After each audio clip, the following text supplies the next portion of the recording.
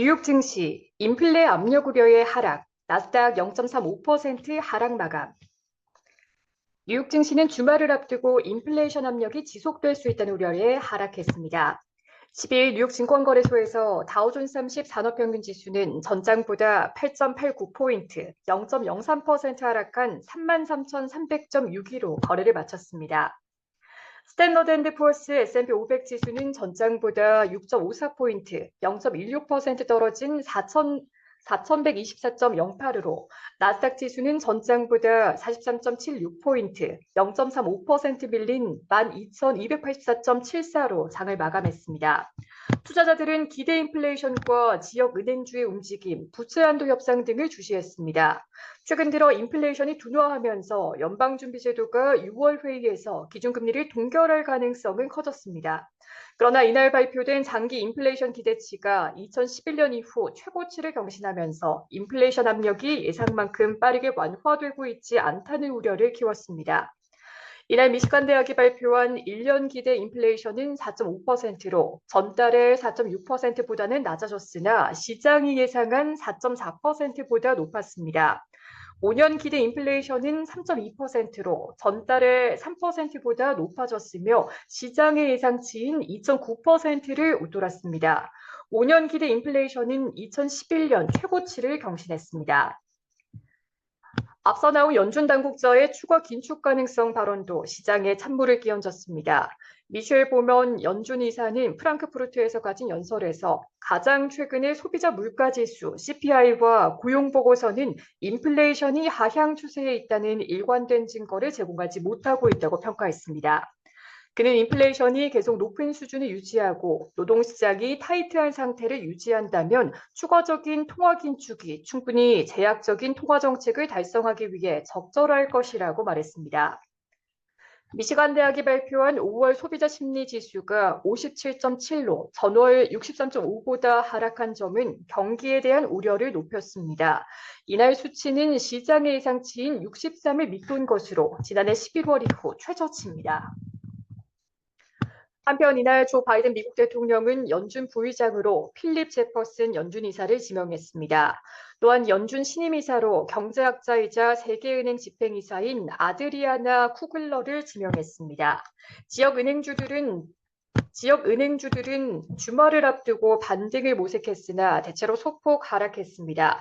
팩웨스트 은행의 주가가 3%가량 하락하고 자이언스와 코메리카 은행의 주가는 각각 1%, 2% 이상 하락했습니다. 웨스턴 얼라이언스의 주가는 2%가량 올랐습니다. 지난 3월 실리콘밸리 은행이 파산한 이후 은행을 둘러싼 긴장이 가시지 않고 있다는 의미입니다. 연준은 은행권의 불안으로 신용이 더욱 긴축될지를 주목하고 있습니다. 투자자들은 정치권의 부채 한도 협상도 주시하고 있습니다. 당초 12일로 예정됐던 조 바이든 미국 대통령과 의회 지도부와의 부채 한도 협상을 위한 회동이 다음 주 초로 미뤄졌습니다. 이는 실무단의 협의에 별다른 진전이 없음을 시사하는 것으로 미국의 디폴트에 대한 우려를 더욱 높일 수 있습니다. 미국 의회 예산국은 연방정부의 현금이 오는 6월 첫 2주 동안 바닥을 드러낼 위험이 상당하다고 경고했습니다. CBO는 부채 한도가 변경되지 않으면 6월 첫 2주 중 어느 시점이든 정부가 더 이상 채무를 갚지 못할 상당한 위험이 있다고 말했습니다. 다만 재무부의 현금과 비상조치로 정부가 6월 15일까지 버틸 경우 그 무렵 예상되는 분기 세수와 추가 긴급 조치를 통해 최소 7월 말까지 정부가 자금을 계속 조달할 수 있을 것으로 예상했습니다. S&P 500 지수는 임의 소비재와 금융, 기술 관련주가 하락하고 유틸리티와 필수 소비재, 통신과 자재 관련주는 올랐습니다. 테슬라의 주가는 차량 가격 인상 소식과 트위터의 새 최고 경영자의 임명 소식에도 2% 이상 하락했습니다. 다우존스의 모기업인 뉴스코프의 주가는 실적이 예상치를 웃돌았다는 소식에 8% 이상 올랐습니다. 뉴욕 증시 전문가들은 시장에 여전히 불확실성이 상당하다고 지적했습니다. 아르베터 인베스트먼트의 마크 아르베터 대표는 마켓워치에 시장의 불확실성이 상당하다라고 말했습니다. 그는 현재 증시가 정체기에 있다며 S&P 500 지수가 지속 가능한 강세장이 들어서려면 4,200을 돌파해야 할 것이라고 말했습니다.